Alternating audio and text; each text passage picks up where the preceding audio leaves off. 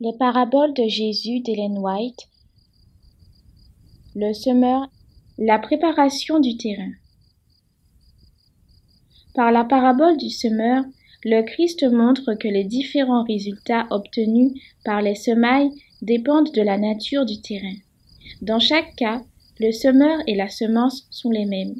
Le Sauveur souligne de cette manière que si la parole de Dieu reste sans effet sur notre vie, c'est de notre faute. Mais les conséquences n'échappent pas à notre contrôle. Il est vrai que nous ne pouvons pas nous changer nous-mêmes, mais le libre choix nous appartient et c'est à nous de décider quelle sera notre destinée éternelle. Rien n'oblige les auditeurs représentés par la semence tombée le long du chemin, dans les endroits pierreux ou parmi les épines, à rester dans cette condition. L'Esprit de Dieu s'efforce sans cesse de rompre le charme qui les retient au monde et d'éveiller en eux le désir des biens impérissables. C'est parce qu'ils résistent à l'Esprit que les hommes finissent par ne plus prendre garde aux appels de la parole de Dieu et par en négliger l'étude. Ils sont eux-mêmes responsables de la dureté de leur cœur qui empêche le bon grain de s'y enraciner et des mauvaises herbes qui l'étouffent. Il faut cultiver ce jardin qu'est le cœur, il faut en défricher le terrain par une profonde repentance et en arracher les plantes nuisibles semées par Satan. Lorsqu'un champ est envahi par des ronces, ce n'est que par un travail énergique qu'on parvient à l'en débarrasser.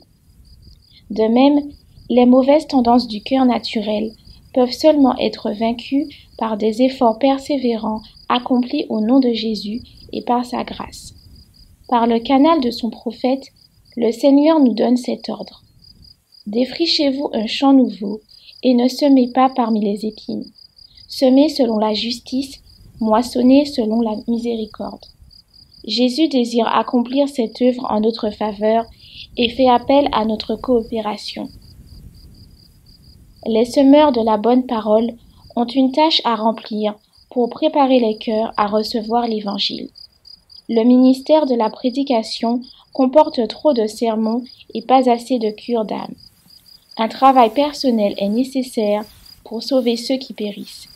Animés d'une sympathie chrétienne, nous devrions nous approcher des personnes individuellement et nous efforcer de les intéresser aux grandes vérités de la vie éternelle. Leur cœur peut être aussi dur que les sentiers battus, et il peut nous sembler dès l'abord que nos efforts sont inutiles. Mais là où la logique et les arguments échouent, l'amour de Jésus-Christ, révélé dans notre apostolat, peut attendrir les cœurs de pierre et permettre à la semence de la vérité d'y prendre racine. Les semeurs ont donc un travail à faire pour que la bonne semence ne soit pas étouffée par les épines ou ne périsse par faute de terre. Il faut enseigner aux croyants, dès le début de son expérience religieuse, les principes fondamentaux de la vie chrétienne. Il faut lui apprendre qu'il n'est pas sauvé seulement par le sacrifice de Jésus, mais qu'il doit refléter le caractère du Christ et vivre sa vie. Enseigner à chacun qu'il doit porter des fardeaux et délaisser ses inclinations naturelles, qu'il ait une idée exacte du bonheur qu'on éprouve à travailler pour le Christ, à le suivre dans la voie du renoncement et à tout supporter comme un bon soldat.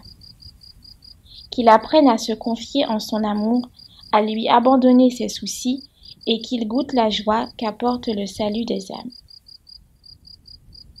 Dans son amour pour ceux qui périssent, il s'oubliera lui-même. Les plaisirs du monde perdront leur puissance d'attraction et les fardeaux ne réussiront pas à le décourager. La charrue de la vérité fera son œuvre et défoncera le sol en friche. Elle ne se contentera pas de couper les épines et les déracinera complètement.